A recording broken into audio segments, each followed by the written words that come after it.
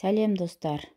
Тұмау сезонының басталуына байланысты мен сіздермен пияздың пайдасы, емдік қасиеті туралы бөлісетін боламын.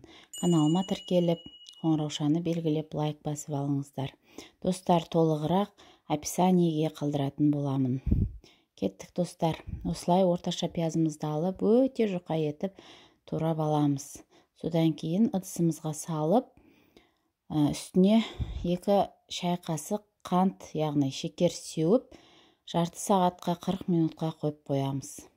Пияз сөлін бүйректе тас болса, қант диабеті кезінде пайдалануға болады. Бүйректе тас болған жағдайда күніне 1-2 ас қасық ішесіздер. Ал егер қант диабеті болса, онда осы пияздан сорпа қайнатып беруіміз керек.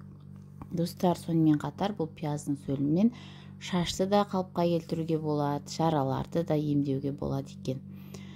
Достар, сөлін шығарып алғаннан кейін қалған пиязымызды подставкаға немесе терезенің алдына солай қойып қойсақ, ашық түрде қойып қойсақ, ол ауадағы микробтарды өлтіріп тұрады.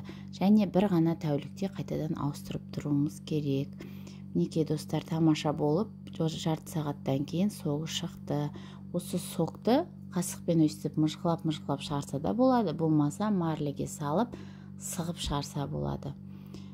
Мен өзім күнделікті қолданатын емдік рецептім осы. Достар, жасап көріңіздер, ем болсын, ауырмаңыздар. Каналыма тіркеліп лайк басуды ұмытпаңыздар.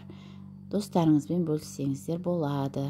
Келесі кездескенше сау болыңыздар.